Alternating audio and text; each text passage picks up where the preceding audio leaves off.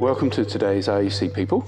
I'm delighted to be joined by Kate Crane Briggs, who has been coming to our church relatively recently, but I think it's been fairly regular as well. So it'd be good to get to know you a bit more this morning. Kate, thank you for joining us. So Kate, tell us a little bit more about yourself. You have an English accent, I've noticed. So tell us where you're from and how you found your way to South Africa. So I'm from the Midlands in England, and I, in a nutshell, met a South African in London. And he said if we wanted to be together, he wanted to come home. And so I've been in London 25 years and felt it was time for a change. I wasn't quite sure what, but we had 2 young children, and London is great in some respects, but for a young family, it has its downsides, and so it's up for something different. And I didn't actually realise how different it would be. So obviously, I come on holiday quite a few times. We moved in 2010. Right, so you've been here for, 13 years. Yes. 13 years, sure. And are you working at the moment? What do you do professionally? I am a curator of cultural experiences. In fact, that ties in with the move here, because when I arrived, I was lonely, and I'd worked in London museums and galleries and have a lifelong passion in the visual arts. And so I said to an Australian, actually, who was here because her husband's South African, I said, we're actually in Kalicha, do you want to come around some studios next Saturday? And she was really enthusiastic. And I found not only were my friends and acquaintances interested in coming on these tours, but the artists and the curators and also museums were pleased that I was bringing people to them. And so I eventually gave up being a fundraiser, which is quite a hard thing to do for me. Although I'd been doing tours, being a fundraiser to engage people in the museums and galleries where I worked, and formed a little business called Culture Connect SA, and I became a registered tourist guide. So I was told I was breaking the law. So I was showing people around without a first aid certificate and without the proper piece of paper, and other guides can get resentful. So that's your business now. So Yes. A cultural experience curator. So tell us a little bit more about what that means and what you actually good do. question. I used to only think a curator was somebody who worked in a museum looking at objects. When I have like curators of tea parties and curators of flowers, all sorts. So what I do is I think of experiences that would interest me and others. So for instance, yesterday we were in Belleville. There's an excellent gallery there that's in the headquarters of Sanlam. And Stefan Hunt has worked there a long time and has phenomenal knowledge about South African art. So not only did we see the current exhibition, which is a collaboration with MTM and their collection, we also went behind the scenes to see their huge art stalls and the directors' suites that have amazing pictures in, because if you get to the top echelon, you can select from their big collection what you want on your walls. So I try and do things that are hard to do by yourself. Okay, you could go to a museum but often we don't get around to it, particularly if it's in a place that's slightly out of the way, and then have a curator who has the knowledge and the interests to share, to bring it to life, and then to go to the vault to see works that aren't generally on display. So, going off the beaten track and getting access to places generally would be extremely difficult to go. And are you mainly working with tourists, like international tourists, or is this for South Africans as well? And how would people know about what you do, and what kind of people? I started off with people who live here, people like me who are from around the world and have chosen to make this their home,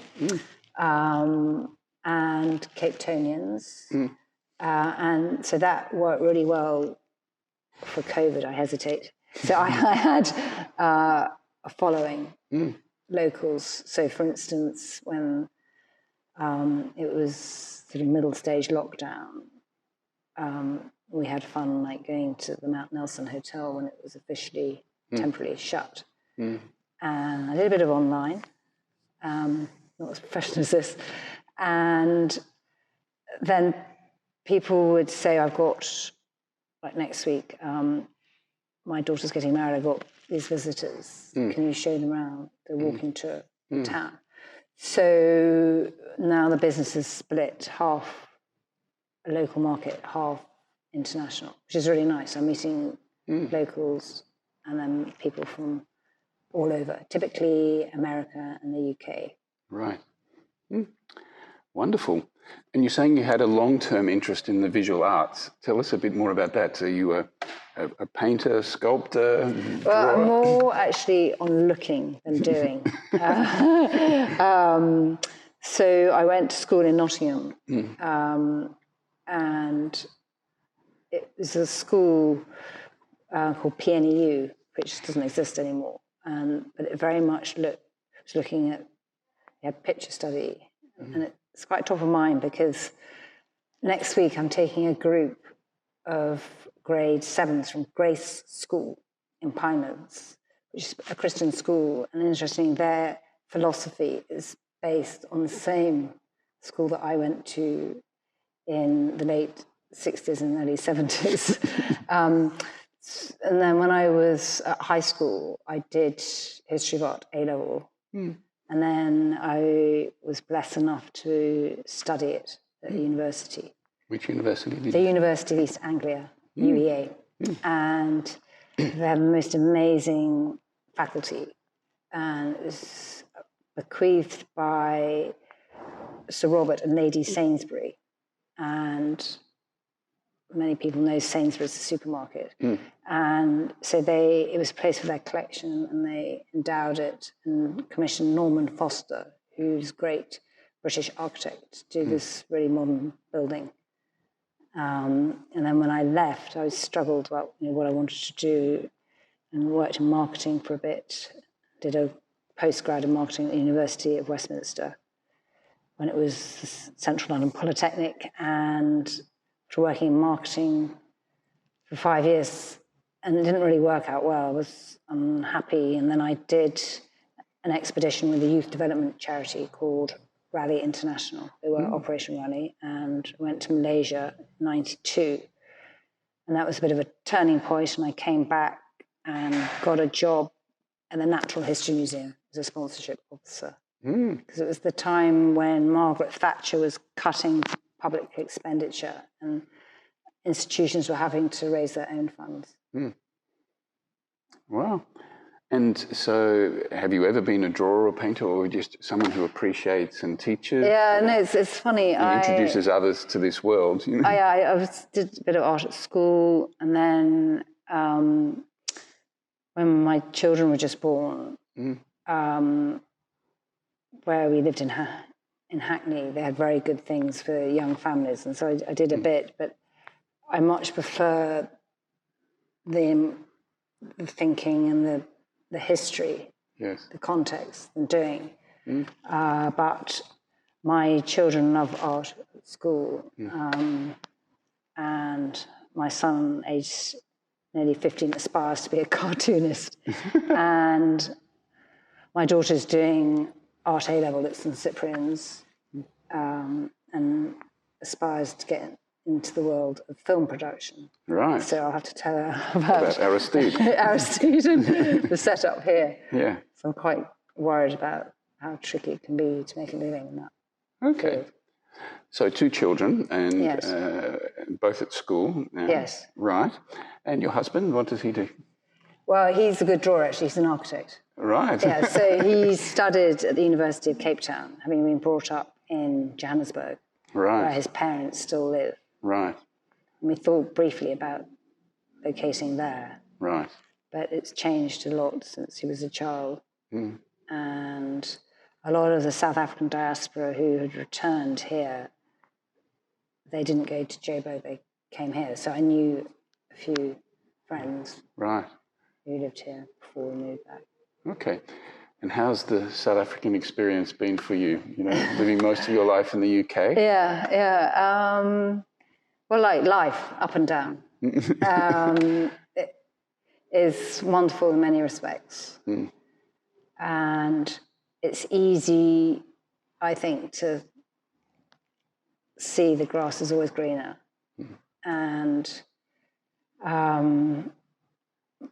it's made me appreciate things about the UK that I took for granted before. And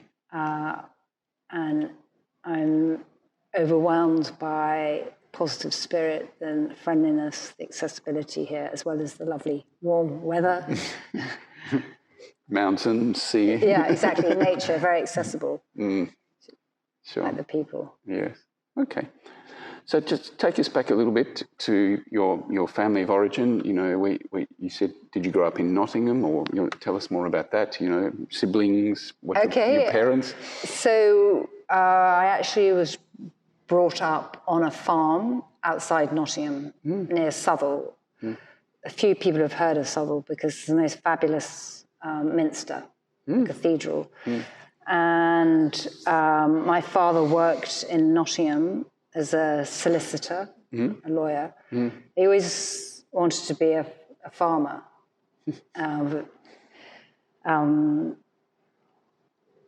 Sort of various reasons pushed into the law.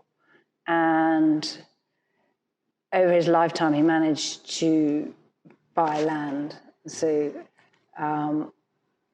we lived on the farm, which has its pluses and minuses, particularly being a teenager. What kind of farm? It was mixed, so it was arable and cattle. Okay. But in other respects, it was very idyllic. So the church was opposite. You could walk to, and where, you know, my father's buried, my mother will be buried there, and got married, and my first child was christened. Very traditional Anglican, but I felt drawn to it and would go. Right. And you went to school in Nottingham? Initially, and then I was sent away to boarding school in Sherborne in Dorset, which is quite a long way. Okay. And how was that? Well, I don't want my kids to be boarders, so it's changed a lot. The schools they're at, there are hostels, and some people who live locally like us, their kids want to go there. I mean, it had its strengths and weaknesses. I did want to leave for sixth form and wasn't allowed to. Very, very Christian school. I remember a monk coming, so I didn't know whether to be confirmed. And he said, "Oh, well, I remember about my confirmation is wearing shorts." And I'm still in touch with people who were there. In fact, one of them lives in Turkey. Right, okay. I was going to ask you, do you still feel a strong connection to the UK? Do you go back a lot and, you know, have family there, or, you know, is this home now, or is the UK home? Yeah, good question. So I have home and home. So this is definitely home, and I do feel it was God's purpose that I'm here, and it was meant to be. But I do feel English and my roots are there. So I still have this weird thing. So now, for me, it feels like October. even though it's because it's the seasons autumn. are a bit wrong, yeah. Yeah. Do you get that? Well, I do. Well, my wife is English and says the same. Couldn't get used to Christmas in the sunshine, you know. Yes, and, yes. You know, yeah. this is weird. It's supposed to be dark and cold and, Yeah. you know, fires and things. But How long has she been? Yeah. 17 years. Okay. So, Okay. Yeah. So no, I do understand. So you talked a little bit about your faith upbringing. You were Yes. brought up in a church. Can you say a little bit more about that journey and, you know, how you found your way to us here at RUC? Well, when we arrived, I sort of shopped around for a church. We were in Greenpoint, so I went to, I think it's called St. Michael's on Bree Street. And I really liked it there, like people and the architecture. But I struggled to understand the minister. English was his second language. Right. And my kids didn't like Sunday school. I think they felt very different because most people were a different race, basically. And funny enough, when my daughter moved schools, her best friend happened to go to that church. And then I'd heard through friends, Christchurch, Kenilworth was very good, their children's church. So we went there, and the children's church was amazing, and we really enjoyed that.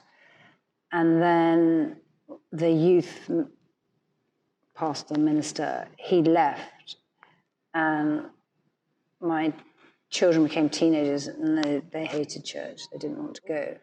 And a few people had mentioned this church. I didn't know what it was called, but my son went to the school next door, so I was aware of it, and I live in Rosebank. And I think I came a couple of times before the hard lockdown, because I remember having a service, which I really liked, in the garden, overlooking the mountain. And Robert saying, you know, this is going to make us stronger. And I don't think I knew anyone, but somebody I do remember mentioning Robert was a potter who... Oh, John Bauer. Yeah. And he was saying how phenomenal the sermons were. And I like to cycle. I like to try and be, environmentally sort of, I don't know what's it called. Responsible as possible. So I thought it was a bicycle here. And then with lockdown, I couldn't find anything online about this church. And it was when there were pew slips, whatever they're called, and I was doing a clear out in COVID, and under a pile I found the pew slip with an email address. So I emailed and then heard about the online services, which were great. And then obviously came back. And what is it that sort of attracts you to this place? All sorts of things. But what immediately comes to mind is probably a bit superficial, but it's the art. So the incorporation of the art history in the sermons. Not superficial at all. And then, the stained glass windows. So it's very, very short. And Robert said the other sermon that often people, when they walk in, they notice the stained glass windows. And I met some very interesting people that often connects a bit to Culture Connect, I say, which is really nice. So, for instance, at Sandman yesterday, 2 people came.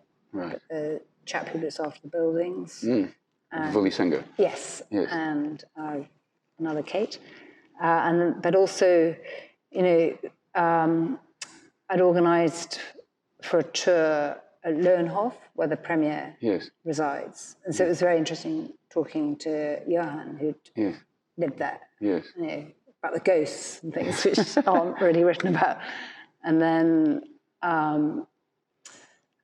Julian Cook, I'd done his online UCT summer school, and then went to meet him and chat, and he's hugely respected in the architectural world. Yes. So he knows Guy, and I met his son when we first moved here. Right. Okay. So little connections, different ways. Yeah. Okay. And so, Kate, tell us a little bit more about what fun looks like for you. You know, when you're not running your tours and being a mother. Yeah. Well, I do. Might seem a bit sad. I do get this incredible feeling of happiness during a tour. It's going well. I enjoyed thinking about the long weekend, last weekend, going to a friend's house, and there was a braai, and mutual friends, they're working in Abu Dhabi, and they were back. It was really fun seeing them. And one reason I'm wearing these colours, I'm going to a coronation party after this. I'm going to watch the coronation. It's a bit of a giggle. Proudly British, watching all of the pomp and ceremony. Yes and no. So I did work for the Prince of Wales. I was executive director of the Royal Drawing School, and it didn't work out. I didn't curtsy enough. Anyway, but I am interested in how this tradition has largely been curated and created. It's not really that ancient. And how he's making it more of people's coronation. And he's the king is quite a spiritual person. He has obviously a very traditional side, but also quite an alternative side. So how that's going to be incorporated in what happens at the coronation. Yeah, should be very interesting. Well, what is on the horizon for you? Do you have any sort of, next 5 years, particular new changes, developments, plans, dreams? Sorry, I need your help. So obviously my children at high school and getting them to the next step. And got a big one. I dream of going to Japan. I'm not sure whether that will ever happen, given the cost. What's the attraction of Japan? Yeah, good question. I'm just fascinated by a culture that is so different, and their appreciation of the visual. So kids when they're tiny have to clear up and wash up the classroom. So the tidiness, and then this tradition and beauty. And I love green tea. I love the food. Yes. And one of my huge interests in life is contemporary art. Yes. And there's phenomenal art there, like a whole island. Yes. And I just think it'd be fascinating to be in a place that is so different. And so one idea is that I develop Culture Connect, I say trips. So to go, I've been to Joburg once, did a weekend, but that is one avenue to develop with the business. Okay. Well, we wish you well with all of that, and so it's been great to get to know you a little bit better. Thank you for making the time today. Hope you enjoy the coronation. Thank you. And we do appreciate it. Thanks, Kate. Thank you. I enjoyed it.